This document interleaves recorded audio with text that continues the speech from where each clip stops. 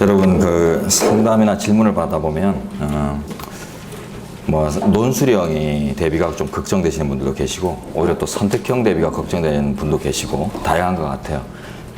그래서 지금 이제 요 기본 강좌 단계 이제 성격 파악을 정확하게 이제 못 하시면은 의욕을 부리게 되어 있습니다. 그죠? 그래서 약한 부분에 대해서 지금 이제 좀 이렇게 여유가 느껴질 때 뭔가를 좀 해야 되지 않을까 적극적으로 이런 의욕들이 느껴질 수 있는데 그래서 이제 말씀드립니다. 우리 기본 교재 안에, 요 기본서 안에 그 해답이 전부 다 들어있어요. 항목에. 선택형 대비, 사례형, 기록형, 논술형 대비를 위한 내용이나 그 자원들이 이 기본서에 다 담겨져 있기 때문에 지금 요 학습 과정에서 동시 대비를 위한 모든 것들이 구축돼요. 그러니까 요번 강좌 내에서는 요 기본 교재와 관련된 제 설명, 그걸 절대 놓치지 않고 내 걸로 다 만든다, 소화한다. 이런 의미에서 이제 집중력만 가지시면 나중에 이제 뭐 실제 이제 구체적인 이제 실전 대비, 사례형이나 뭐 논술형, 기록형의, 선택형, 기록형에 대한 실전 대비는 순환별로 따로 이제 커리큘럼이 다 마련되어 있죠. 그래서 진도별 모의고사 순환 과정에서 이제 그런 것들이 다 이루어지는데, 그때 가서 하면 좀 너무 늦지 않겠느냐 이런 우려도 있겠지만은 그때 가서 충분히 할 수 있습니다. 그죠? 충분해요. 왜냐면 이런 이제 작업들이 선제된 이후에는 충분하다. 이런 이제 그때 가서 하는 게 오히려 당연하다. 이런 이제 말들을 할 수 있고요. 오히려 지금 이제 이것저것 하면서 집중력이 빠지면은 오히려 지금 해야 될 것들에 대해서, 그 중심을 잃어버리는 이런 의미들이 이제 생길 수 있고요. 그래서 지금 이제 우리 기본 교재와 또 부교재로 쓰이는 사례집 요 두 가지를 그 강약을 이제 둬 가지고 제가 쉽게 얘기하자면 제가 지금 강의하는 내용 그 자체 그대로 여러분의 학습 방법으로 채용하시면 됩니다.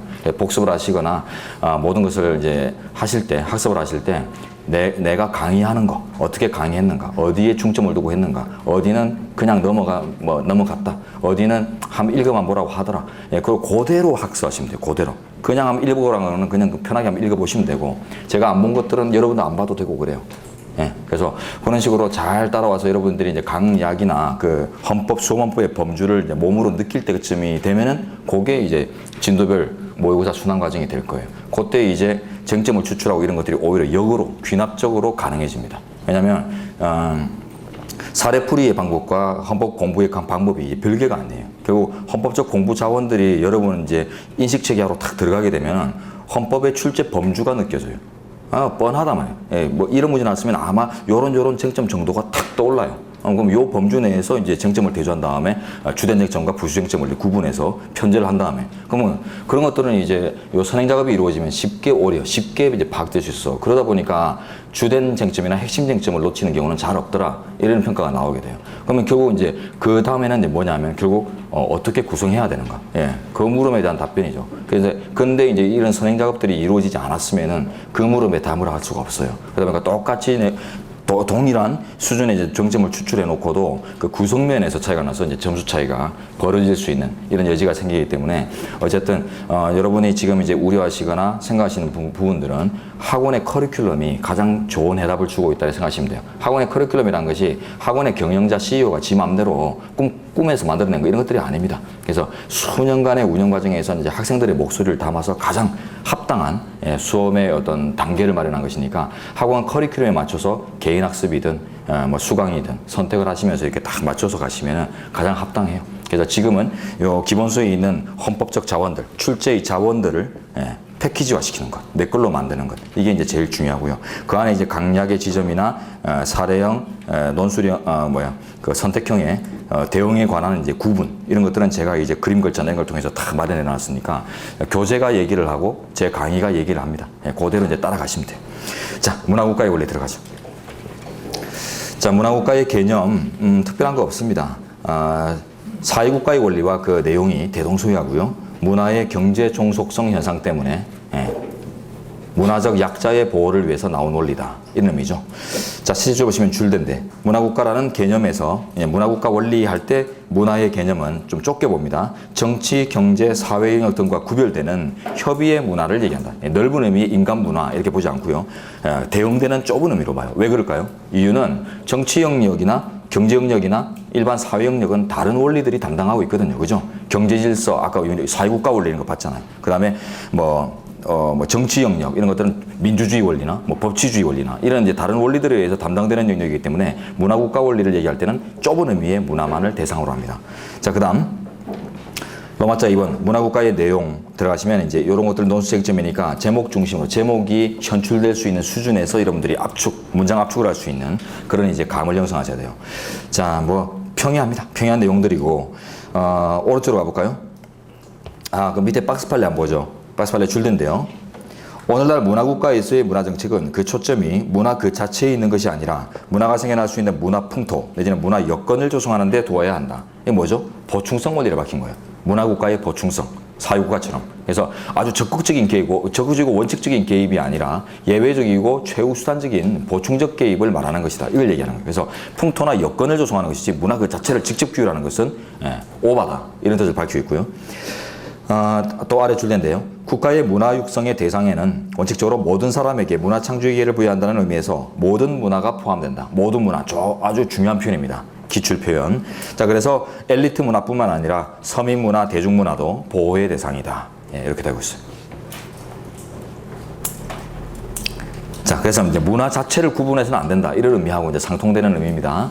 자, 그다음 넘어져서 3번 우리 헌법상 문화국가 원리의 이제 실제 구현. 그래서 문화국가 원리를 조문에서 선언하고 있고 또 내려가시면 문화적 기본권, 문화와 관련된 각종 기본권을 뭐 학문 예술의 자유나 이런 것들을 또 보장하고 있고 이런 것들을 보여주네요. 다음 3. 관련 판례. 문화재의 보유 보관행위의 형사처벌 조항에 대해서 이제 위헌 나온 사례인데요. 타인이 한 당해 문화재에 관한 도굴 등이 처벌되지 아니하는 경우에도 본인이 그 정을 알고서 보유 보관하는 경우에는 처벌토록 하는 것이 위헌인가? 지정 보관행위라고 합니다. 지정 보관행위 처벌. 정을 알고서 이 말이죠. 이런 이제 지정 행위들의 처벌은 뭐 형법 같은 데도 이제 많이 있죠. 자, 어쨌든 민법상의 체계와 부조화를 이루음으로써 위헌으로 판단되는 부분이 보입니다. 내려가시면 아래 단락에 줄된 데 보세요. 아래 단락. 사법상 보유 권한의 유무를 불문하고 도굴 등이 된 정을 지금 현재 이제 문화재 보유자가 알았다는 것만으로 특히 선의 취득 등 사법상 보유 권한의 취득 후에 도굴 등이 된 정을 알게 된 경우까지도 처벌의 대상으로 삼는 것은 민법과의 부조화다. 이런 평가를 내려요. 그래서 위헌입니다. 그래서 법 체계의 부정합을 전제로 해서 위헌성 판단을 내렸어요. 민법에서 적법한 선의 취득 이런 것들을 전혀 고려하지 않는 거란 말이에요. 선의 취득이 됐는데도 형사처벌 당하니까. 자, 다음 페이지. 문화예술진흥기금, 줄여서 문예진흥기금이라고 하는데요. 각종 공연 관람자들에게 3%의 부담금을 부과하는 특별부담금 제도에서 가장 리딩 케이스입니다. 자, 공연장, 박물관, 미술관 이런 각종 이제 문화 공연장에 출입을 할 때 티켓팅을 해야 되죠. 그때 그 티켓에 원래 없는 부담금이 3%가 이제 부과되어 있어요. 자, 그래서 이 특별부담금이 이제 합헌인가 문제되는데. 주제에 가시면 헌법의 문화국가 이념에 역행하는 제도다라고 합니다. 그래서 문화의 하향 평준화를 추구하고 있다. 이런 의미에서 이제 위헌으로 판단해요. 자, 근데 시험 보십시오.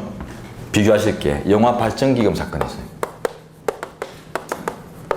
똑같이 3% 부가금이 부과된 사건인데요. 이건 합헌이에요. 나중에 재산권 파트로 가면 판례가 다시 나올 텐데요. 영화발전기금. 영화라는 장르에, 특정 장르에 한정이 돼 있어서 특별부담금의 특별성을 충족했다. 이래서 예외적 제도의 요건 충족을 인정했습니다. 장르 한정성.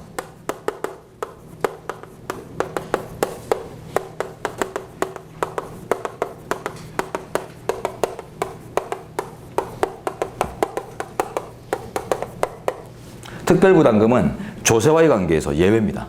특별하다는 말이 들어가 있죠. 그래서 국가가 이제 부과하는 각종 이제 강제적 징수금 내지는 부과금 내용 중에 가장 원칙적인 게 조세예요. 일반 재정.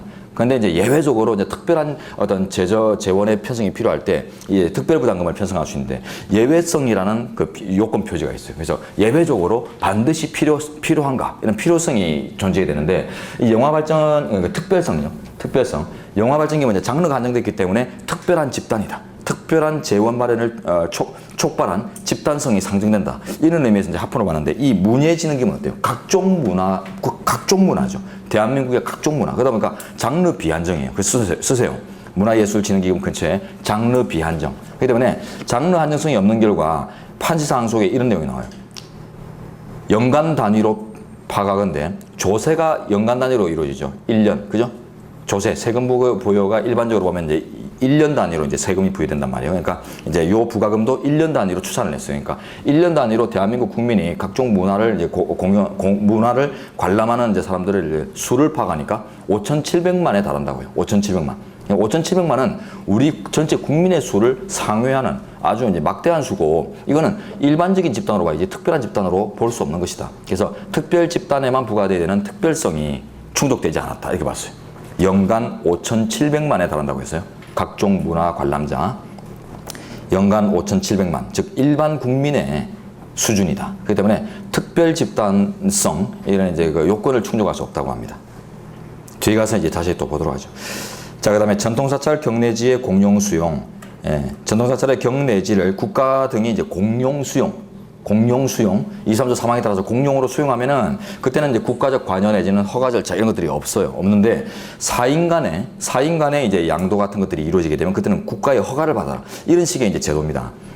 전통사찰의 경내지에 대한 대여 양도 담보 제공에 대해서는 문체부 장관, 즉 국가의 허가를 받아야 한다고 규정하면서도 전통사찰 경내지에 대한 공용 수용, 즉 국가 등이 하는 거죠. 이런 경우에는 거래의 주체가 이제 국가 등이 되는 경우에는 아무런 법적 규정치를 두고 있지 않은 것이 평등권 침해인가?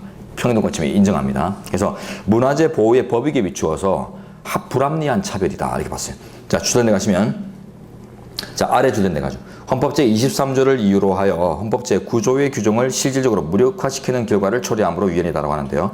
헌법 제9조가 이제 문화국가조항입니다. 문화국가조항. 자, 문화국가조항에서 문화보호의 법익이 무엇인가를 이제 우리 현재가 밝혔는데, 이 판례는 나중에 평등권 쪽에서 아주 또 중요한 판례 중에 하나예요. 그래서 평등권 가면은 또 관련된 내용의 또 설시가 이제 또 따로 나올 텐데, 문화국가의 이념은 문화재의 존속보장이라고 해요. 문화재의 존속보장. 구조가 밝히는 이제 문화국가의 이념은 문화재의 존속보장. 그것이 가치 보장이 아니다. 이제 이런 의미에서 출발하는데요. 그러다 보니까 문화재가 원래 모습 그대로 존속할 수 있을 것. 그런 의미의 이제 보장이 구조에 적합한 보장인데, 지금 이제 그와 관련해서요. 국가 등이 공용 수용으로 가져가면 문화재가 계속 보존될 가능성이 높고, 사인 간의 거래가 이루어지면은 문화재가 뭉개져 버릴 가능성이 높고, 이런 이제 구별점이 발견된다면은 이런 차별을 둬도 괜찮다고 생각합니다. 그러나 그런 구별점이 없다라고 판단했어요. 사인 간의 거래가 대상이 되거나 혹은 공용 수용의 대상이 되거나 문화재의 존속이 보장된다, 라는 것에 어떤 그 강약 담보가 없다. 이렇게 봤어요. 즉, 국가가 공용 수용으로 문화재를 가져갔다고 해서 존속이 그대로 유지된다는 보장이 없다고 했어요. 대표적인 예를 들자면은, 전 서울시장인 그 오세훈 씨 같은 경우, 그 서울시장이 되자마자 이제 펼친 각종 이제 디자인 서울? 이런 이제 문화 정책에 비춰보면은 어때요? 옛날 건물 중에 일제가 만든 건물은 역사와 무관하기 때문에 없애자. 그 새 청사를 짓겠다. 이런 이제 인식들이 막 팽배했단 말이에요. 그런 것들 생각하면 어때요? 국가나 지자체가 어떤 그 고유의 문화재라고 볼 수 있는 것들을 수용 형태로 가져간다고 해서 그걸 그대로 원물을 유지한다는 보장이 없어요. 밀어버리고 새 청사 짓자. 이런 이제 디자인 서울 이런 것들이 나올 수 있기 때문에. 자, 그래서 사인 간의 거래와 국가 등의 거래가 차별화될 이유가 없다. 이렇게 봐서 결국 위헌으로 판단합니다. 자, 그래서 마지막 줄 표현은요. 23조를 이유로 해서 구조의 규정을 무력화시키는 것이다. 23조 3항을 얘기합니다. 3항의 공용 수용 규정, 즉 가치 보장 규정으로 존속 보장 규정을 무력화시키고 있다. 뭐 이런 식의 표현인데요. 어쨌든 위헌이란 결론만 잘 쫓아가시면 되고, 안에 이제 법리보다는 위헌이란 결론을 많이 물을 수 있는 판례입니다. 사건 숙지형. 자, 그 밑에 판례는 여러분들 한번 보시고, 맨 마지막 이제 과외 금지 보죠. 과외 금지 사건. 과외의 전면적, 원칙적 금지. 자, 사건계에 보시면 과외를 원칙적으로 금지했다. 요게 위헌이에요. 원칙과 예외의 전도라고 평가했습니다. 원칙과 예외가 전도되었다. 뒤바뀌었다. 그래서 과외의 영역은 부모의 자율의 영역이다. 이렇게 봤죠. 나중에 이제 교육을 받을 권리, 이런 사회적 기본권을 이제 파가고 들어가면, 그때 이제 부모의 교육권이 원칙적으로 국가보다 우위다라는 헌재 판시가 존재합니다. 그러니까 학교 영역 밖에서는 가정으로 돌아가면 부모의 교육권이 우위를 차지하는데 그런 우위 영역에서 국가가 전면적 금지 수준의 원칙적 금지를 하는 것은 결국 자율권의 과도한 침해다 이런 평가를 받을 수밖에 없어요. 그래서 부모의 자유가 원칙인 우위에 서는 영역에서의 규율이었기 때문에 위헌으로 판단나고요. 고액가의 방지책이었습니다. 고액가의 방지책. 취지는 좋았는데 어쨌든 원칙적으로 금지를 설정한 게 위헌입니다. 그래서 예외적으로만 설정하라고 해요. 자, 그다음 국제평화주의. 기본 원리 이제 맨 마지막이네요. 자, 이쪽도 사령 기출이 이미 사시 기출이 있고요. 그 다음에 선택형으로 상당히 중요한 지이기 때문에 내려가시면 본문 내용요. 자, 우리 헌법은 일단 전문에서 평화주의 원칙을 밝히고 있고 그 다음에 둘째 줄 국제평화주의의 구시적 실현 방법으로서 제4조의 평화통일조약과 5조의 침략전쟁의 부인, 6조의 국제법 존중주의, 그 다음에 외국인의 법적 지위 부장 이런 것들을 이제 규정하고 있다. 여기에 다 이제 국제평화주의의 범주. 자, 그 다음 하나씩 봅니다. 이제 평화적 통일의 지향. 1번 현행헌법상 평화통일조약 사항인데요. 이 헌정사가 나중에 중요합니다. 근데 여기서 정리하지 않고요. 따로 이제 정리하도록 하겠습니다. 그 다음에 2번으로 내려가시면은 자유민족 기본질서에 입각한 평화적 통일의 지향. 판례 하나 보죠. 셋째 줄에 본문 셋째 줄. 현재는 남한 주민이 북한 주민을 접촉하고자 할 때 통일부 장관의 승인을 얻도록 한 교류협력법에 대해서 합헌 결정한 바 있다. 그리고 이제 그 밑에 예시 판례 있는데 아주 빈출이죠, 그죠? 통일부 장관의 승인 요건 합헌. 자, 남북관계의 원만한 운영 내지는 진행을 위해서 국민들 간의 접촉이 약간 규제될 필요가 있습니다. 대표적 예를 들죠. 예 같은 거 잘 인식하십시오. 이 예 하나만 알아도 판례는 쉽게 와닿으니까. 한때 햇빛 정책이 아주 이제 적극적으로 강구되던 시절이 있죠. 이제 그때 보면은 대북 특사단 해가지고 이제 북한으로 이제 민간인들이 이렇게 우리 건너가가지고는 그 햇빛 정책의 경색을 초래하는 이제 그 사건들을 많이 발생시켰어요. 대표적으로 우리 국내 대학 저명한 대학 교수님이 특사로 참여해가지고 북한 가서 김일성 생가를 방문하죠. 그래가지고 김일성 생가에 가서 방명록에다가 뭐 경애하는 원수님, 뭐 하면서 뭐 친애하는 원수님, 보고 싶어요. 뭐 이런 거, 그죠? 이런 걸 쓰고, 괜히 이제 기자들의 이제 가십거리가 되는 거죠. 그래가지고 특사들이 가가지고, 뭐 이런 짓을 하고 있다. 이러면 기사를 내면은 난리가 납니다. 햇빛 정책 관둬라. 이런 얘기 나오고요. 그래서 그 정책에 경색이 일어나는 이런 상황들을 국민들 간에 이제 국민들의 접촉 과정에서 많이 일으켰기 때문에 그래서 어느 정도의 규제는 전제되어 있다. 이렇게 봅니다. 그래서 국민들의 고춧가루 방지. 자, 다음 페이지. 2번 침략전쟁의 부인. 자, 제목에서 말하듯이 우리 문헌에도 이제 침략전쟁이라는 표현을 쓰는데요. 그럼 반대 해석을 하면요. 자위적 전쟁 내지는 방위적 전쟁까지 부인하고 있지는 않다라는 결론이 나옵니다. 제일 1차적인 해석론이고요. 그래서 본문의 두 번째 단락으로 가시면 내용이 나옵니다. 동조 제2항은 국군은 국가안전보장과 국토방위의 신성한 의무를 수행함을 사명으로 하며라고 규정하여 자위전쟁까지 금지하고 있지는 않다. 그리고 또 그 다음 보면 집단적 자위전까지도 허용되는 근거가 있다. 이런 걸 보여줍니다. 자, 헌법 60조 제2항에 가면 국회는 선전포고 국군의 외국의 파견 또는 외국 군대의 대한민국 영향하시는 주류에 관한 동의권을 가진다고 규정하고 있다. 이 조항 보세요. 외국 군대의 국내 주류나 우리 군대의 외국에 대한 파병 이런 것들을 할 수 있는 근거 조항이죠. 이 조항이. 6조 2항이. 자, 그러니까 이게 이제 집단적 자위전의 가능성을 근거하고 있다. 이렇게 봅니다. 그래서 이에 의해 국회가 동의권을 가지는 국군의 해외 파병 또는 외국 군대의 국내 주류는 집단적 자위권에 근거해서 규정된 것이다. 그러니까 결국 뭐예요? 우리 헌법은 침략전쟁만 부인하는 결과 개별적이든 집단적이든 자위전 내지는 방위전쟁을 금지하고 있지는 않다라는 포괄적 결론이 나오고요. 그 밑에 이제 이라크 파병 관련해서 이제 판례가 제시되는데 대통령 및 국회의 이라크 전쟁 파병 결정이 침략전을 부인하는 헌법 5조에 위배되고 국민들의 기본권을 침해하는지에 대해서 우리 현재는 1차 결정에서는 기본권 침해의 자의 가능성을 부정하고 2차 결정에서는 통치 행위를 이유로 하여 모두 각하 결정하였다. 전부 각하 사례입니다. 자, 이렇게 앞주 가서 기억합니다. 1차 결정, 2차 결정을 구분해서 외우실 필요는 없고요. 이라크 파병 결정 합쳐서 그냥 포괄해서 외웠어요. 자기 관련성이 없다거나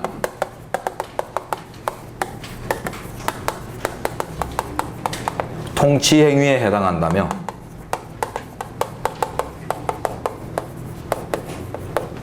모두 각하 결정만 했다.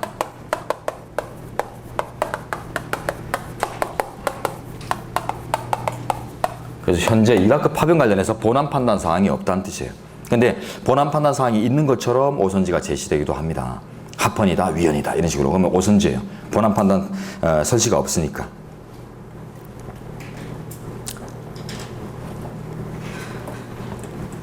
자, 그 다음 자기 관련성이 없다고 한 사례는 이제 일반 국민들이 청구한 사안입니다. 일반 국민 청구 사안. 그래서 파병 당사자인 군인들이 아니라 이제 일반 국민들이 이라크 파병에 이제 문제를 삼았을 때, 이제 헌법소원 문제를 삼았을 때 헌법소원의 적법 요건이 이제 자기 관련성 요건이 충족되지 않았다 해서 이제 위헌으로 판단해요. 각하로 판단합니다. 네.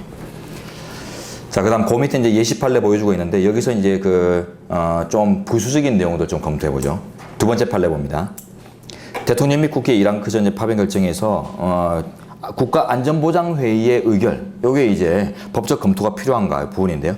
국가안전보장회의는 이제 자문기구죠. 자문기구는 헌법상 대통령의 자문기관에 불과해서 자문기관의 성격상 뭐 의결이라는 표현을 쓰더라도 구속력이 없어요. 그렇기 때문에 법적으로 의미 있는 행위형이 아니라고 봅니다. 그러니까 줄된데 대통령에 대한 권고 내지 의견 제시에 불과할 뿐 법적 구속력이 있거나 대외적 효력이 있는 행위라고 볼 수는 없는 바, 결국 그 결정은 맨 마지막 줄, 그 결정은 실질적으로 대통령의 파병 결정으로 포섭시키면 된다. 이게 봐서 별도의 독자적 의미를 부여하지 않습니다. 그래서 아래 이제 통칭의 관점에서 이제 사법심사를 자제하겠다는 게 이제 줄로 나오고요. 자, 됐습니다. 그래서 자문기구의 의결이 이라크 파병과 관련해서 자문기구의 의결이 법적 의미가 있는가, 기본권 침해성을 상정할 수 있는가 했을 때 법적으로 의미를 두지 않았다는 거. 대통령의 행위가 뭐 어떠한가를 판단으로 그냥 전환시켜서 포섭시켜서 판단했다는 거 하나 보시고, 그 다음 국무회의 의결에 대한 헌법소원. 자, 국무회의 의결은 또 조금 다르죠. 국무회의는 이제 자문기구가 아니라 심의기구니까 심의기관의 이제 행위 효과는 또 다릅니다. 자, 줄랜드 가시면 국무회의의 의결은 국가기관의 내부적 의사결정에 불과하다. 내부적 의사결정 행위 따옴표합니다. 내부 행위. 다른 말로 하면 대외적 내지는 대국민적 구속력이 없는 거예요. 대외적 내지는 대국민적 구속력이 없는 행위입니다. 그렇기 때문에 대외적 기본권 침해성을 전제로 하는 헌법소원의 공권력 작용성을 부여받을 수가 없어요. 헌법소원의 적법 요건은 어떻게 됩니까? 자, 지금 보십시오. 헌법소원의 적법 요건 다양하지만 그 중에서 가장 핵심적인 2대 요건이 있죠. 헌법소원의 2대 적법 요건.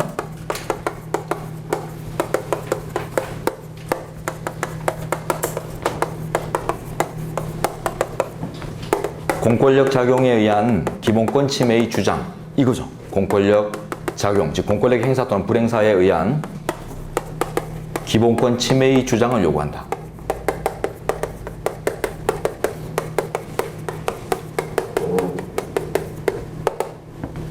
자, 요 두 가지 요소가 가장 중요한 건데요.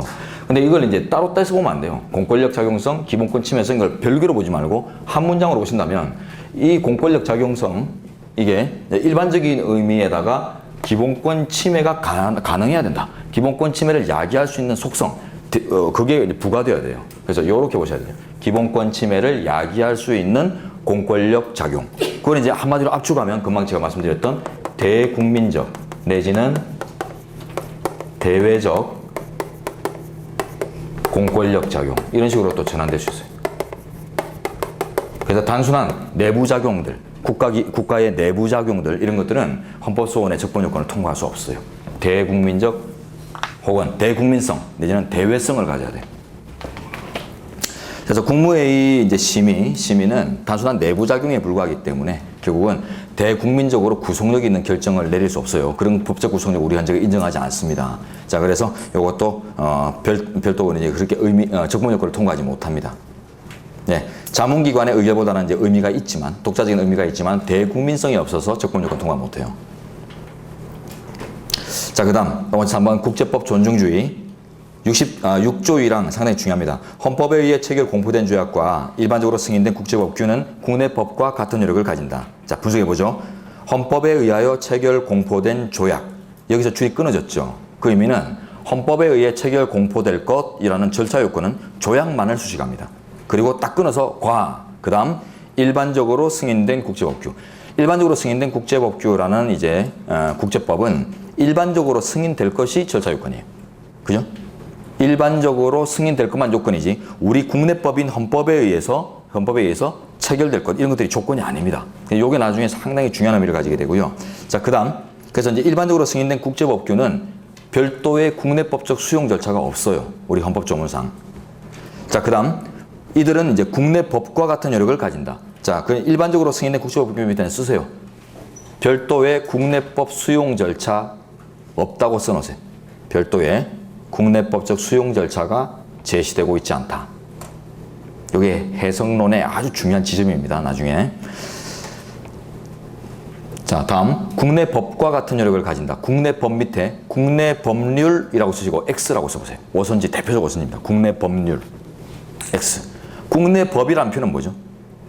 우리 내국법 총체를 얘기하죠. 헌법으로부터 시작하는 내국법 총체적 질서를 얘기하는 것이지 어떤 특정 규범 형식을 얘기하고 있지 않아요. 그래서 국내 법률과 같은 수준의 효력을 가진다. 이런 것들은 우리 헌법이 예정하고 있는 것들이 아닙니다. 그래서 조약이나 이제 이런 일반적으로 쓰이는 국제법규가 헌법과 같은 효력을 가지는가, 법률과 같은 효력을 가지는가, 명령과 같은 효력을 가지는가 이런 구체적인 규범의 수준은 우리 헌법이 예정하지 않았기 때문에 그에 대해서 이제 이론이 나오게 돼 있죠. 자, 내려갑니다. 1번은 강학상의 의미 정도만 있으니까 시험 대항성 없어요. 자, 2번 조약의 의의로 들어가서 조약이란 명칭을 불문하고 광의의 조약 개념이에요. 형식 불문. 국제법률 관계의 설정을 목적으로 하는 국제법 주체 상호 간의 문서에 의한 합의를 말한다. 그래서 뭐 조약 조인할 때 TV 같은 데 보면은 문서에다가 뭐 사인을 해가지고 서로 나누고 교환하고 이런 것들이 보여요. 그래서 구두 합의는 조약이 아닙니다. 그 다음 제일 중요한 조건이 국제 법률 관계의 설정 목적. 이게 제일 중요해요. 딱 비치세요. 국제 법률 관계의 설정.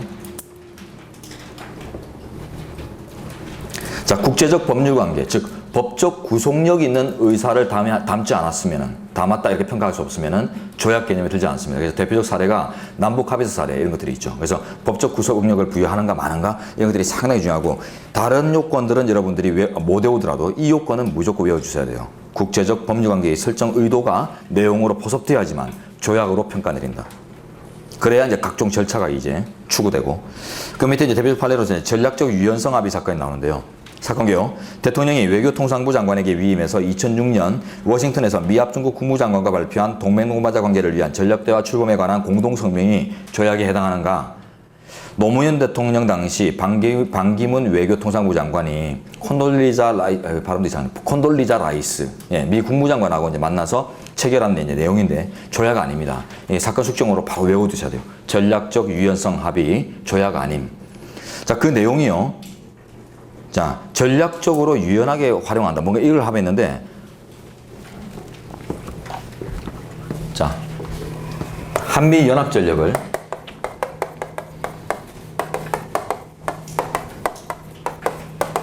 즉 한군 플러스 미군 모두를 동북아 방어용으로 동북아 방어용으로 유연하게 활용할 것을 합의한 거예요.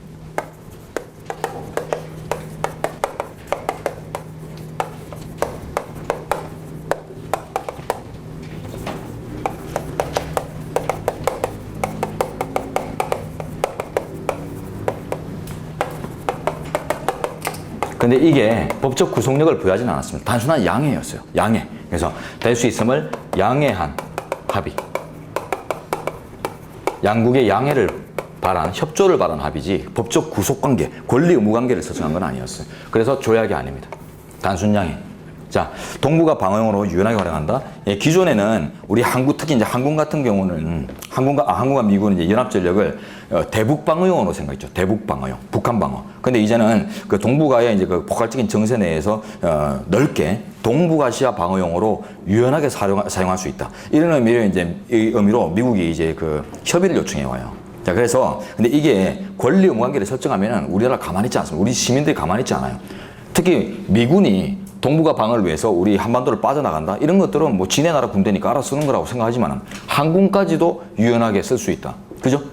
중국과의 마찰 관계에서 항군을 이용할 수 있다. 이런 걸 하면은 우리가 인정해야 될 부분들이 아닙니다. 그래서 안방 내주고 뭐 다른 데서도 그 게임할 이유 있어요. 그렇기 때문에 결국 저게 만약에 권리 무관계로 만약에 합의가 이루어졌다면 우리 시민들이, 국민들이 가만히 있지 않았을 거예요. 양키고 성조기 태우고 난리가 났겠죠. 그러나 그런 뉴스 보도 없었어요. 예, 뉴스 보도 없었습니다. 우리 인식이 없어요. 그럼 결국 뭐냐? 단순한 양해 관계에서 끝났다. 예, 미국도 겁났던 거죠. 자, 그래서 국제 법률 관계의 설정 의도가 빠져 있어서 조약 개념에 들지 않는 대표적 리딩 케이스입니다. 자, 다음 페이지. 한일 어업협정의 합의 의사록 제목 위에 쓰시는데요. 한일 어업협정 위에 쓰세요. 그거는 조약입니다. 조약 동그라미. 근데 그에 부과된 합의 의사록은요. 그 위에 조약 X, 조약 아닙니다. 그래서 한일 어업협정은 조약인데 합의 의사록은 조약이 아니다. 왜 그러냐? 합의 의사록에 담긴 내용들이 합의 의사록이라는 이제 국제법적 행위 형식에 담는 내용들이 일반적으로 자, 조약 체결 이후에 차후에 성실한 이행을 재다짐하는 내용으로 구성되어 있어요. 여기 합의 의사록입니다. 그래서 좀 여러분이 사안을 숙지하셔야 돼요. 차후에 성실한 이행. 자, 성실성 뭐예요? 성실하게 이행하겠다. 이 말은 권리 의무 관계를 설정한 게 아니라 그냥 협조를 또 설정한, 협조적 의미를 이제 얘기한 거예요. 성실하게 이행해 나가겠다. 그렇기 때문에 합의 의사록 그 자체만 딱 떼서 보면은 그 안에는 권리 의무 관계가 이제 직접적으로 포섭되어 있지 않다는 거죠. 자, 그래서 합의 의사록 자체는 조약이 아니기 때문에 뭐 국회의 동의를 받아야 되는 건 뭐 이런 문제도 없고요. 또 조약 개념에 들지 않고요. 자, 그래서 줄된데 구체적인 법률관계의 발생을 목적으로 한 것으로 보기 어렵다. 합의의사록 자체는. 따라서 합의의사록은 조약에 해당하지 아니한다. 근데 앞에 협정은 조약입니다. 자, 그 다음 3. 조약의 국내법적 수용 방식으로서 뭐 변형이론회가 나오는데 이것도 강학상 논입니다. 보지 마시고. 그 다음에 4번. 조약의 국내법적 수용 절차. 60조 1항 외우셔야 돼요. 자, 국회는 상호 원조. 두 문자 치죠. 상 동그라미. 안전보장에 관한 조약 안 동그라미. 중요한 국제조직 중 동그라미. 우호통상항해 조약 우 동그라미. 주권의 제약 주 동그라미. 강화조약의 강 동그라미. 국가나 국민에게 중대한 재정적 부담 자 중대한의 중 동그라미. 그리고 입법사항에 관한 조약 입 동그라미. 중은 두 가지 나왔는데요. 자,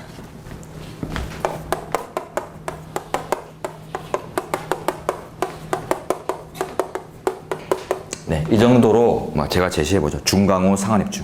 중강우가 예상되는 여름철에 상한으로 입주하자. 상한으로 입주를 하자. 안전하게. 예, 이런 의미에서 이제 좀 보시고.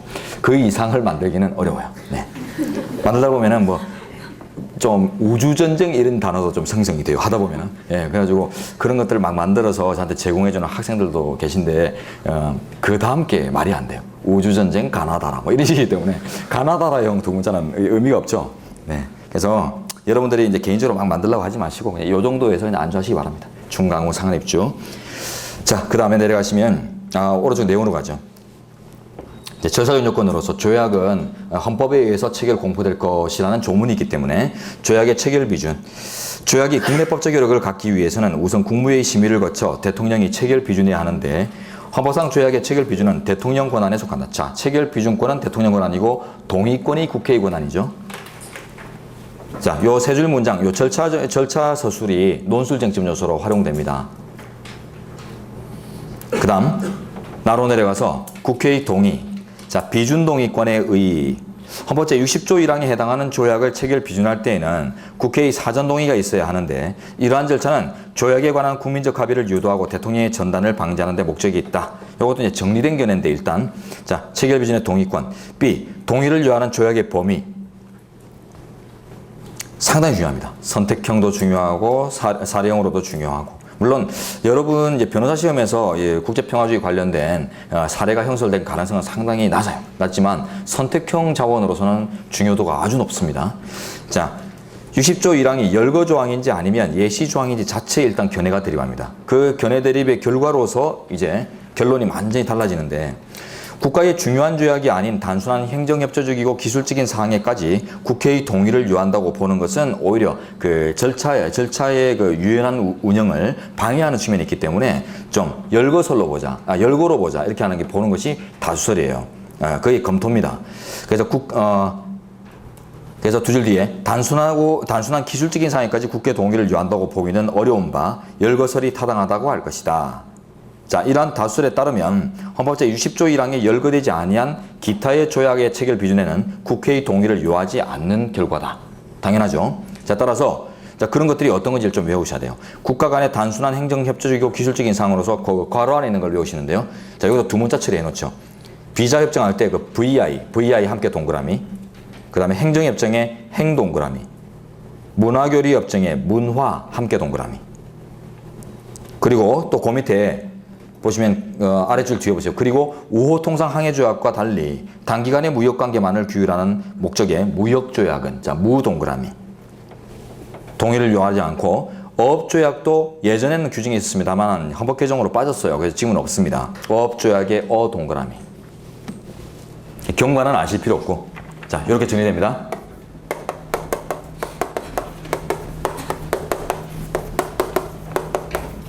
이렇게요. 자, 그래서 비행문화, 안전문화죠. 비행문화는 뭐라도 동의해 줄 수 없다. 뭐 이런 식으로 외우세요. 비행문화는 뭐든지 안 돼.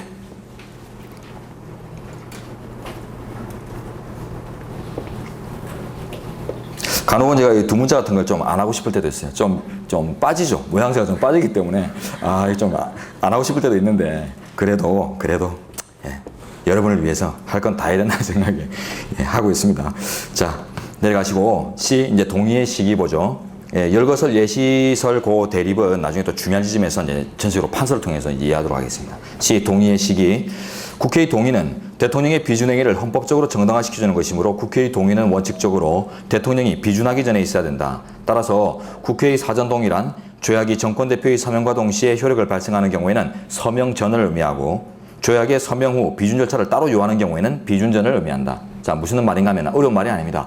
종국적 효력 발생 직전이면 된다 이 뜻이에요. 종국적인 확정 직전에 이루어지면 충분하다.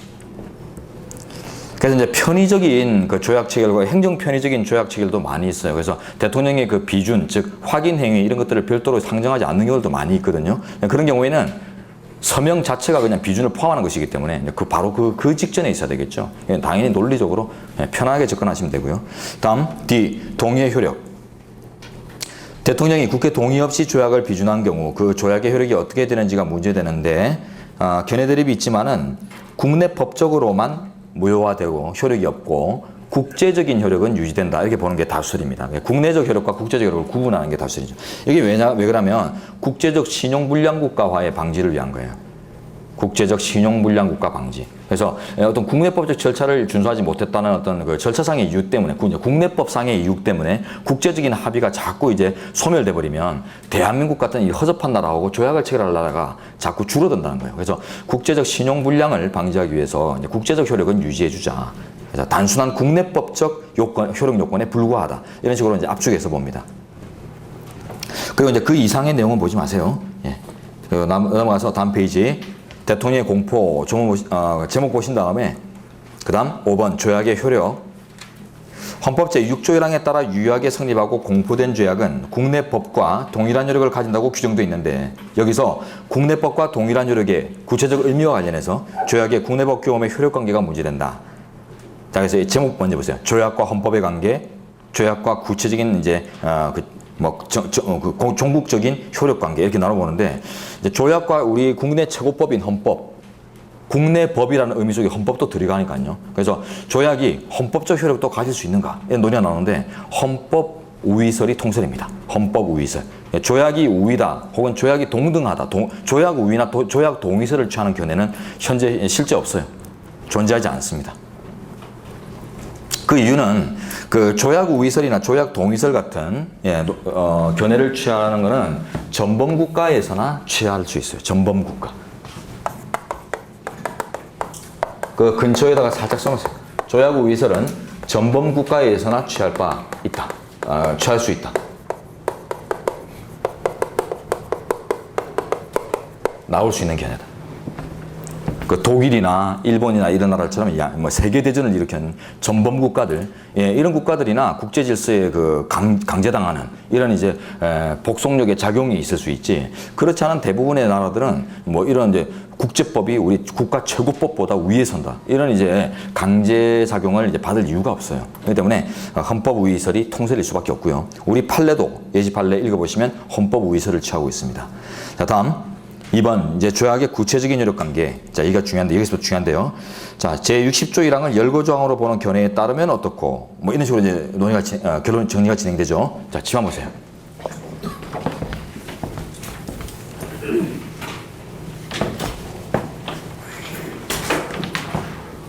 자, 헌법 제 60조 1항에서는 아까 중강우 상한입주, 그걸 이제 줄여서 중요조약이라고 합니다. 단순 조약과 구분해서 이제 중요 조약이라고 표현하는데요.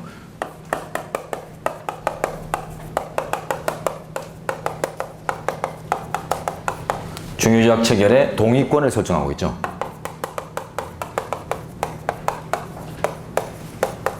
국회 동의권을 규정했는데 이제 이 동의권의 이제 성격이 어떠한가에 따라서 열거설, 예시설 구분돼요. 자, 동의권의 성격.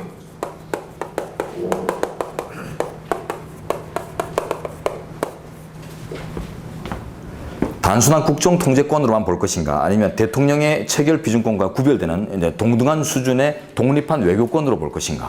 독립 외교권설이 있고요. 단순한 국정 통제권에 불과하다라는 견해가 또 있습니다. 독립 외교권설은 우리나라의 외교권이 두 군데에서 파악돼요. 대통령의 외교권과 국회의 외교권, 동등한 수준에. 자, 그래서 동등한 수준의 적극적 권리로 봅니다. 적극적 권한성. 동의권의 성격을 아주 적극적인 권한의 의미로 상정을 하게 되고요. 근데 우리나라의 외교권은 대통령의 체결 비준권 하나고, 그게 남용되지 않도록 단순히 통제하는 소극적 통제권이다. 이런 식으로 접근하면 어때요? 통제권의 의미 자체가 소극성을 전제로 하고 있죠. 그래서 소극적 권한성을 상정을 해요. 자, 적극성, 소극성. 이 차이가 이제 결론의 차이인데요. 적극적인 권한으로 이제 의미를 파가다 보면 어때요? 60조 1항에 이렇게 열거가 되어 있지만 이걸 단순한 열거로 보지 않고 예시조항으로 봐버려요. 그래서 예시조항서. 60조 1항 예시조항서를 취하게 됩니다. 자, 그런데 소극적 권한으로 보게 되면 권한을 너무 적극적으로 행사하면 안 되니까 헌법에서 딱 명정된 것만 동의권 행사가 가능하다. 이런 의미로 열거조항서를 취하게 되어 있어요. 예시조항설에 따르면 60조 1항이 열거되지 않은 것도 모두 국회 동의를 받아야 된다, 이렇게 파악되기 때문에 결국은 국회 동의를 요하는 조약의 이제 기본적 의미는 다 국회의 관여를 통해서 제정되는 어떤 규범 형식, 규범, 즉 법률적 효력을 가진다. 모든 조약의 법률 효력을 인정합니다. 모든 조약이 동의 대상이고 그 결과 모든 조약이 일률적으로 법률적인 수준의 효력을 가진다, 이렇게 인정하거든요. 자, 근데 열거조항에서는 이제 달라지죠. 여기 이제 다수설인데요. 우리 판례도 이렇습니다. 다수설 판례. 자, 다수설 판례. 이거는 이제 구분을 해요. 그래서 60조 1항에 해당 조약, 열거된 조약은, 해당 조약은 이제 즉 중강우 상한입주는 당연히 이제 국회의 관여를 통해서 제정되는 규범의 수준, 즉 법률적 효력을 부여하고요.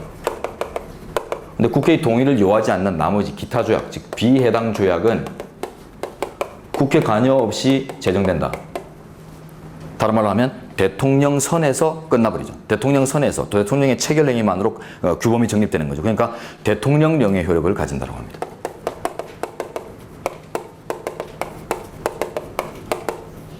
자, 이렇게 보면은 이제 큰 구별점이 사법심사의 방법과 관련해서 이제 문제가 돼요. 사법심사의 유형, 방법. 그래서 헌법재판관 같은 사법심사 관련해서 그 유형이 차이가 나게 돼 있어요. 그거는 이제 여러분들이 뭐 특별히 여기 이제 부가해서 쓸 필요까지는 없고, 그래서 위헌법률심판의 대상인 법률에 해당할 수 있는가, 뭐 이런 거 관련해서 헌법소원의 뭐 법령헌법소원의 대상은 될 수 있겠는가, 뭐 이런 것들과 관련해서 법령헌법소원은 다 가능하죠. 그죠? 그러나 위헌법률심판은 법률이라는 형식이 한정되어 있기 때문에 대상이 이런 비해당 조약 같은 경우는 위헌법률심판의 대상은 될 수가 없죠. 자, 그래서 이제 이 양괄의 2번, 100페이지 양괄의 2번.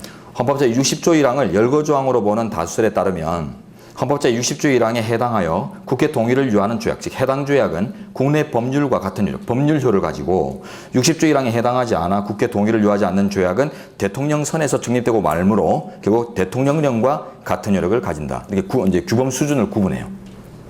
다음 6번 사법심사. 사법심사 가능성은 넘어가십시오. 가능성은 당연히 인정합니다. 헌법 우위설을 취하게 되면 헌법의 최고 이념에 비추어서 사법적 통제가 당연히 가능하죠. 그러면 이제 구체적인 사법심사 유형이 어떻게 되겠는가? 2번 사법심사의 유형. 빈출이죠. 헌법 제60조 1항을 열거조항으로 보는 다수설에 따르면 60조 1항에 해당하여 국회 동의를 요하는 조약은 법률과 같은 효력을 가지는 것으로 이에 대해서는 헌재가 위헌법률 심판 또는 헌법소원 심판, 정확하게는 이제 법령헌법소원 이런 형태겠죠. 혹은 위헌심사형 헌법소원도 가능하죠. 다양한 형태로 이제 심사 가능합니다. 그리고 60조 1항에 해당하지 않아서 국회 동의를 요하지 않는 조약은 대통령령과 같은 효력을 가지기 때문에 이는 대법원이 위헌 위법 명령규칙 심사제를 통해서 심사하거나 혹은 헌재가 권리구제형 헌법소원의 형태로 심사할 수 있다. 즉 위헌법률 심사는 안 되겠죠. 물론 이제 명령규칙 위헌심사제가 이 명령규칙 위헌심사의 대상이 되는 이제 명령도 우리 헌법재판소가 이제 헌법소원의 형태로 심사할 수 있다라고 이제 얘기하고 있기 때문에 대법원과 이제 견해 대립은 약간 있지만은 어쨌든 헌재의 판단에 따를 때는 이제 권리구제형 헌법소원도 가능성은 열려 있습니다. 헌재에 따를 때 그 부분은 이제 견해 대립이 있어요. 우리 대법원은 위헌 위법 명령규칙 심사제에 따를 때 명령규칙 등은 법원만이 심사할 수 있고 헌재는 심사할 수 없다. 이런 견해를 밝히고 있거든요. 그 뒤에 가면 이제 우리 법원 파트에서 맨 마지막에서 보게 될 거예요.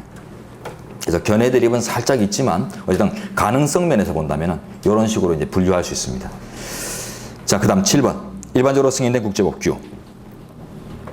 일반적으로 승인된 국제법규란 국제사회의 보편적 규범으로서 세계 대다수 국가가 승인하고 있는 법규를 말한다. 일반적으로 승인됐다. 이 말이 세계 대다수 국가의 승인, 이걸 얘기하고 우리나라가 승인했는가는 기준이 아니에요.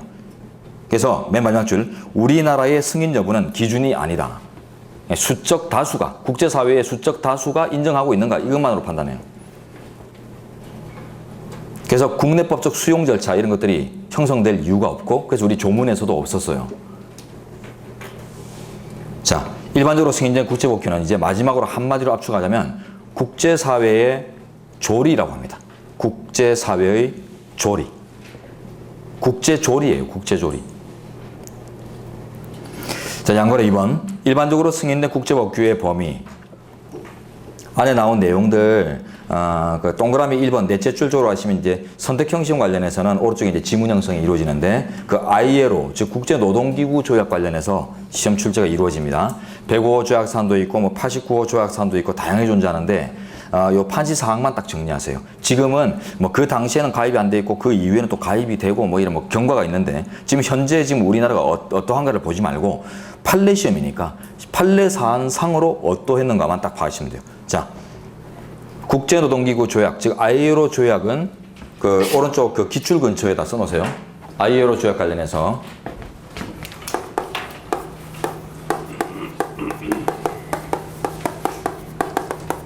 국내법 인정 사례 없어요.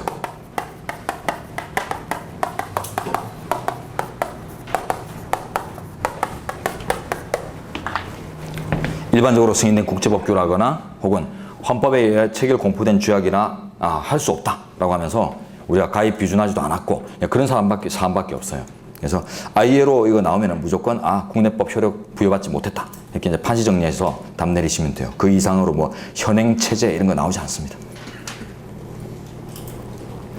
자, 그리고 밑에 이제 박스 판례로 바로 들어가시는데 그게 이제 본문의 동그라미 2번 내용인데요. 정치범 불인도의 원칙과 정치적 피난민에 대한 보호, 이 이제 원칙이 인정되는가 긍부에 관련된 판단인데 이 8.4도 3구 사건이 중국 민항기 납치 사건입니다. 망명권이 인정되는가 이런 것들이 중요했던 중국 민항기 납치 사건. 그 옛날에 그 노태우 대통령 아신가요? 노태우 대통령? 예, 뭐 그 정도는 실제 안 봤어도 좀 아실 필요가 있죠, 그죠? 자, 노태우 대통령이 가장 잘한 일, 보통 사람 이런 거 보통 사람 이런 거 외쳤던 사람인데 뭐 그게 중요한 게 아니라 제일 잘했던 일이 북방외교, 북방외교라고 해요. 보통은 이제 북방외교를 좀 등한시했는데 그 전에 지정자들은 노태우 대통령부터 이제 북방외교를 펼쳤어요. 그래서 중국이나 소련이나 러시아 뭐 이쪽으로 이제 그 우호적인 정책들을 많이 형성하고 그러면서 이제 88 올림픽을 개최했죠. 그래서 지금 이제 곧 이제 88 올림픽을 개최하는 해야 되고 또 북방 외교를 펼치고 이런 과정인데 지금 중국 측에서 민항기가 납치돼 가지고 우리 대한민국 상공을 지나가고 있었어요. 납치는 그 중국 사람들이 한 거예요. 예, 중국에서 중국 사람들이 중국 민항기를 이제 납치를 권총으로 이제 그 조종사를 이렇게 협박해가지고 납치해가지고 그 자유중국이라고 하는데요. 그 대만으로 이제 가기 위해서 망명을 하기 위해서 비행기를 이제 돌렸어요. 근데 그 선로가 우리 이제 대한민국 상공을 지나가는데 그 춘천인가요? 예, 그 정도에 우리 그 미군 기지가 있는데 미군 기지 레이더로 포착을 한 거예요. 그래서 미군 전투기가 떠서 내립니다. 우리 대한민국이 이제 불시착하게 돼요. 그래서 1시간 이상 이제 대치하다가 결국은 이제 그 납치범들이 이제 손들고 나왔는데요. 그 납치범들을 우리 국내 선박 운항법, 선박이 아니라 그 항공기 운항법 이런 거 위반죄를 막 적용해가지고 우리가 재판 내려주고 우리가 그 승무원이나 승객들 전부 다 우리가 다 고스란히 중국으로 모셔다 드리고 막 이랬던 이제 시절이에요. 즉 중국과의 수교가 아주 중요했던 시절이기 때문에 이 과정에서 이제 우리가 모든 이제 그 뒤치다거리를 다 해주면서 중국과 이제 아주 돈독한 관계를 맺는 아주 대표적인 이제 영역이었어요. 그래서 이때부터 옛날에는 중국하고 우리나라가 응얼응얼 됐어요. 중국은 우리나라를 그 남조선이라고 부르고요. 우리 남조선은 중국을 중공이라고 부르죠. 중공, 공산당. 예, 이렇게 불렀는데 요때부터 요 판례가 딱 형성되고부터 이제 그다음부터 이제 대한민국 이렇게 부르고요. 예, 중화인민공화국 이렇게 정식 명칭을 사용하게 됐어요. 자, 어쨌든 요때 이제 그 납치범들이 주장했던 게 정치범 불인도의 원칙과 정치적 피난민에 대한 보호 이런 것들을 막 주장했습니다. 근데 자 보세요.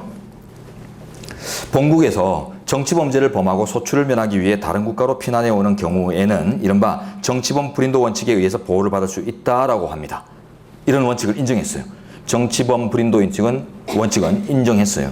근데 이 민항기 납치범이 정치범입니까? 아니에요. 납치범이지. 하이제킹이지 정치범죄를 일으키고 도망친 사람들이 아니에요. 그렇기 때문에 이 정치범 불인도 원칙에 적용이 없다고 했고요. 그럼 두 번째, 이제 정치적 피난민에 대한 보호 이런 이제 확장적인 원리가 또 포섭될 수 있는가? 아래 가시면 줄된데 정치적 피난민에 대한 보호는 아래 줄된데 일반 국제법상의 보장이 확립된 것이 아니다. 예. 국제적 원칙으로 인정하지 않았어요. 그러면 정치범 불인도 원칙은 인정하고 정치적 피난민에 대한 보호 원칙은 인정하지 않았는데 그 차이는 무엇인가? 범죄 여부의 차이예요. 범죄 여부.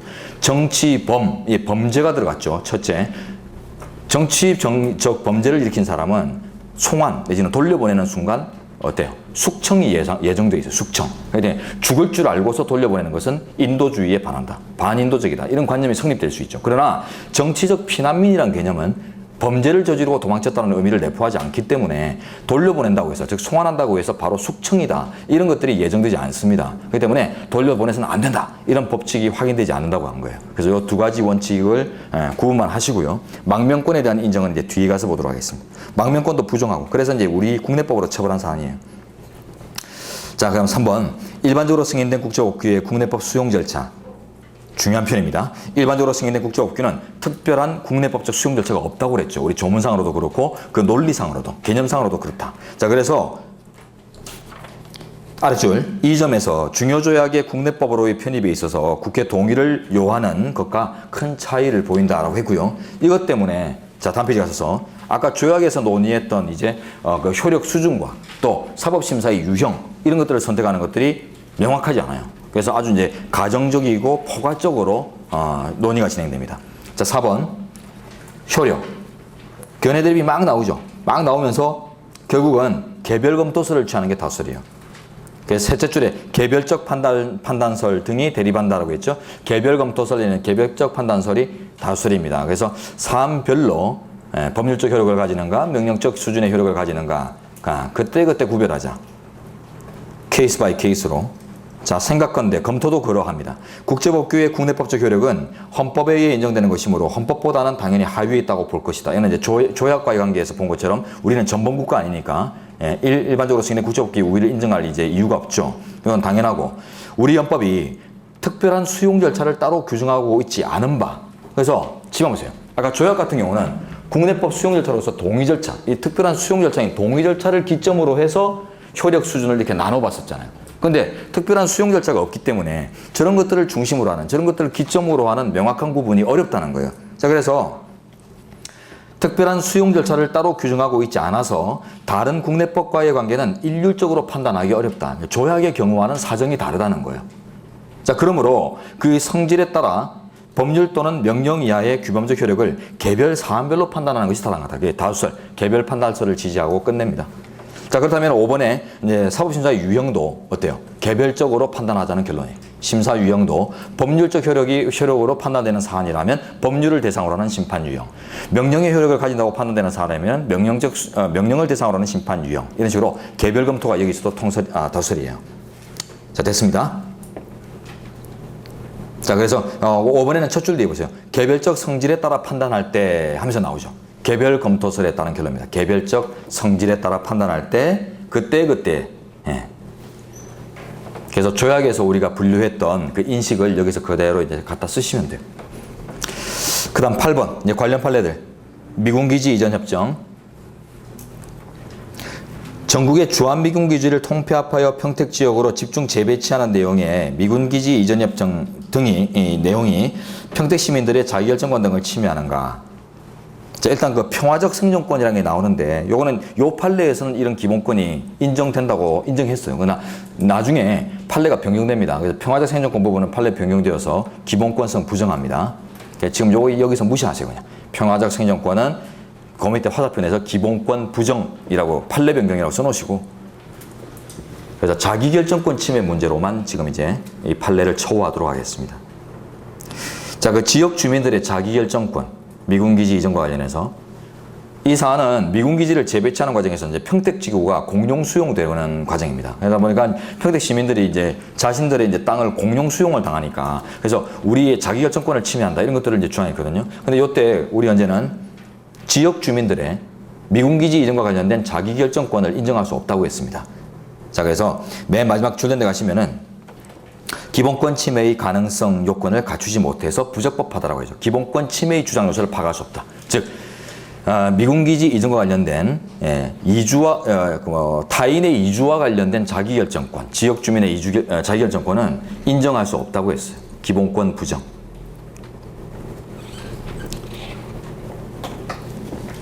미군기지 이전 관련 지역 주민의 자기결정권 부정. 미군기지 이전 관련 지역 주민의 자기결정권 부정. 아주 이기적인 내용이라고 봐야겠습니다. 그래서 우리 지역에 어떤 집단은 들어오지 못한다. 누구는 들어올 수 있다. 이런 이제 그 지역 주민들의 결정에 구속력 있는 기본권성을 부여한다는 것은 그거 이익이다. 집단 이익으로 봐요. 집단 이익. 그래서 집단 이익을 기본권적 원칙 규범으로 파악할 수 없다면서 기본권성을 부정했습니다. 네, 괄호에서 뭐 집단 이익 이런 거 써놔도 괜찮겠어요. 그 다음 그 밑에 판례는 뭐 여러분 한번 읽어보시면 충분할 것 같고, 자, 오른쪽 가서 두 번째 판례 볼까요? 아태협약 사례인데요. 아태협약.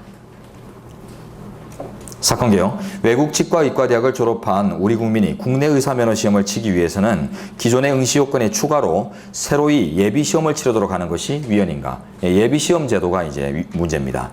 필리핀 의대 유학 이런 것들이 한때 좀 성행했던 시절이 있습니다. 예, 미국의 뭐 의대 같은 데 비용이 많이 들죠. 돈이 많이 드니까 어차피 같은 영어권이고 비용도 싸고 또 골프까지 그 돈이면 골프도 친다더라. 필리핀으로 가자. 이런 경우가 있었는데 우리 인식이 어때요? 미국의 의료 수준은 우리보다 좀 높게 쳐주는 경향성이 있죠. 하지만 필리핀의 의료 수준 좀 얕보는 측면이 있어요. 그러다 보니까 필리핀의 의대의 이제 의학 수준이 우리 국내의 이제 의학 수준보다 동등한 수준을 담보한다고 볼 수 없다. 그런 이제 그런 인식의 확보가 없다고 하면서 예비 시험을 치르도록 하는 것이 타당하다고 합니다. 그리고 어쨌든 간에 그 학점 관리나 여러 가지 측면에서 국내 제도권과는 또 확연한 차이를 보이기 때문에 그리고 예비 시험을 통해서 공부를 열심히 했는지를 한번 평가받을 필요가 있다고 생각했어요. 합헌. 국민의 생명과 직결되기 때문에 광범한 입법 형성은 인정됩니다. 다음 부정수표 발행에 대한 형사처벌. 이것도 여러분 한번 읽어보시면 되겠고, 다음 한일 어업협정으로 가죠. 한일 어업협정의 내용이 한국 어민들의 어로활동 영역을 축소하여 이들의 행복추구권 등 침해하는지, 또 독도를 중간수역으로 정해서 독도에서의 일본 어민들의 어로활동을 허용하는 것이 영토권을 침해하고 3.1 정신에 위배되는지 다양한 쟁점인데 아주 중요한 판례입니다.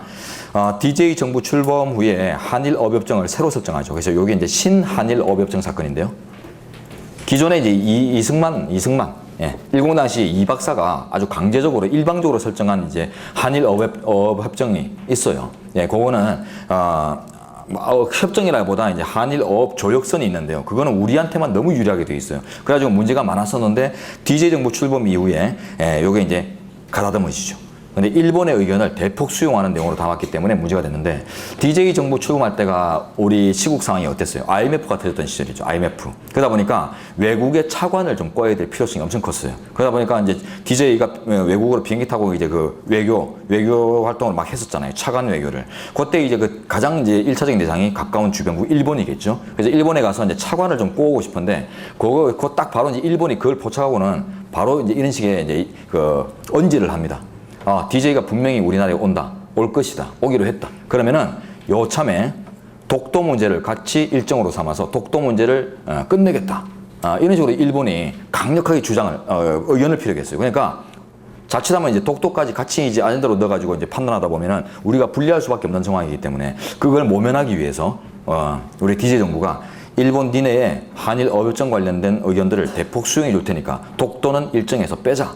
그래서 그 합의, 그런 조건 하에서 독도 분쟁을 이제 그 협의사항에서 빼는 조건으로 대폭 수용해 준 거예요. 그래서 이 이제 지금 협정 체결이 굴욕적인 것인가 아니면 스마트한 것인가 논의가 이제 팽팽합니다만 그건 이제 뭐 여러분들의 판단 몫이고요. 어쨌든 들어가 보죠. 그래서 이제 조업구역을 열어주는 거예요. 일본의 조업활동구역을 이제 아주 넓혀주다 보니까 우리 한국 어민들의 아주 피폐해지는 거죠. 그래서 연간 엄청난 몇백조, 예, 몇백조의 막 어업 손실이 나오고 막 이래가지고 결국 국가가 그걸 감당하기 위해서 어민들한테 그 배를 사줍니다. 배 팔고 직업 바꾸세요. 배 사드릴게요. 이럴 정도로 아주 이제 문제가 됐던 사안입니다. 자, 들어가시면 1번. 이건 앞에서 봤죠. 헌법전문에 기재된 3.1정신, 전문의 규범력. 3.1정신은 우리나라 헌법의 연역적, 이념적 기초로서 헌법이나 법률 해석의 해석 기준으로 작용한다고 할 수 있지만 그에 의해서 곧바로 국민의 개별적 기본권을 도출해낼 수는 없다. 권리 보장 규범성 부정. 지금 사건 번호 보시면 헌마 사건이에요. 그래서 기본권 침해 주장을 요구하기 때문에 그걸 지금 파악하고 있는 부분입니다. 그래서 3.1정신의 위배, 이런 지점들은 기본권 침해의 주장으로 파악될 수 없습니다. 그럼 2번. 이 사건 협정은 어업에 관한 협정이므로 독도가 중간 수역에 속해 있다 할지라도 독도의 영유권 문제나 영해와는 직접 관련을 가지지 않은 것이 명백하다. 요거는 이제 영토권 침해 주장 요것들하고 이제 관련되는데 요거 나중에 뒤에 가면 우리 마지막 회차 정도에서 이제 볼 문제인데 영토조항 관련 문제들이 이제 우리 책 앞쪽에 있는 마지막 검토 사안들인데요. 미리 조금 간단히 정리하고 하자면 영토권에 관해서는 우리 헌재가 기본권성을 인정합니다. 그래서 영토권은 헌법 제3조의 영토조항 자체로부터 도출되는 권리는 아니라고 해요.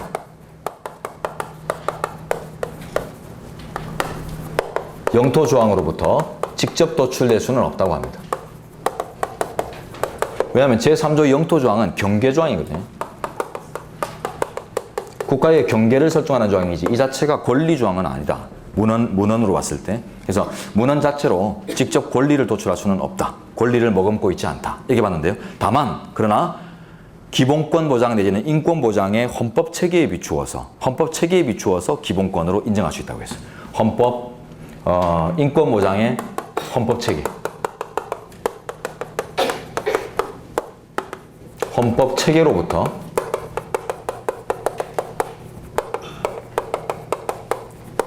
기본권성이 도출된다. 그래서 영토권 침해를 판단을 들어갑니다. 본안 판단 들어가요. 그래서 이제 기각이라는 본안 결정이 나오게 되죠. 자, 인권 보장의 헌법 체계로부터 도출할 수 있다. 잘 보세요. 영토 없는 인권은 요원합니다. 영토 없는 혹은 국가 없는 인권 보장은 요원하다. 그래서 모든 인권 보장에 전제되는 것이다. 이런 의미에서 영토권이란 권리를 인정해 볼 수 있겠다. 이렇게 봤어요. 옛날에 이제 성서상의 유대민족 사례 이런 것들을 제가 예를 드는데요. 그 성서상에 보면 유대민족들이 하나님의 자식이라고 하는 그 유대민족들이 수천 년간 나라 없이 영토 없이 떠돌아다니면서 노예로 살잖아요. 남의 나라에 노예로 살잖아요. 그러니까 영토나 국가 같은 이런 어떤 방어 조직이 없으면, 방어 경기가 없으면 결국 인권이 보장된다라는 것들이 요원하기 때문에 결국 인권 보장을 위해서 국가가 만들어졌다는 그 국가조직법의 전반적 체계로부터 이런 영토에 관한 국민의 권리를 당연히 상정할 수는 있다라고 봤어요. 그래서 기본권성 인정합니다. 그래서 본안 판단하는데 비교하실 게 통일에 관한 기본권이 또 논의된 바가 있어요. 통일 기본권. 요거는 우리 헌재가 헌법 제4조 평화통일조항 등을 아우르는 헌법 전반의 체계로부터 도출할 수 없다고 합니다. 즉 기본권성 부정이에요. 통일에 관련된 기본권. 그 이유는 각종 이제 평화 통일 등에 관련된 이제 헌법 4조를 비롯한 각종 이제 헌법의 조항들이 존재하고 원리 조항이나 이런 각종 조항이 존재하고 거기다가 그 내용 자체가 구체화하기 힘든 측면이 있고 또한 통일에 관련해서 국민들이 이렇게 권리 주장을 한다는 것은 그냥 자칫 어때요? 햇빛 정책의 경색이나 여러 가지 이제 국가 시책의 경색을 초래할 수도 있는 그 불리한 지점들이 있기 때문에 기본권으로 인정하기 아직 곤란하다라고 하면서 부정합니다. 즉 아까 우리 통일부 장관의 주민 접촉 시의 승인 요건 사건이 있죠. 예, 그때 이제 판시 취지하고 비슷하게 국민들에게 통일과 관련해서는 국민들이 고춧가루 역할을 할 가능성이 높아요. 그래서 요 관련해서는 기본권을 부여하기가 어렵다고 했습니다. 자, 그래서 이제 영토권이라는 기본권이 인정될 수 있음을 전제로 해서 이제 판단을 들어가서 단순한 조업구역에 관한 협약에 불과하기 때문에 영토에 관한 협정이 아니다. 이런 표현을 쓰고 있어요. 맨 마지막 줄 보시면 전 페이지의 맨 마지막 줄, 그죠? 영토에 관한 내용을 담은 것이 아니라 업에 관한 내용을 담았을 뿐. 그래서 영토권 침해를 부정합니다. 됐어요? 네, 그 정도만 보시면 되겠습니다. 그리고 좀 쉬었다가 진행하도록 하죠.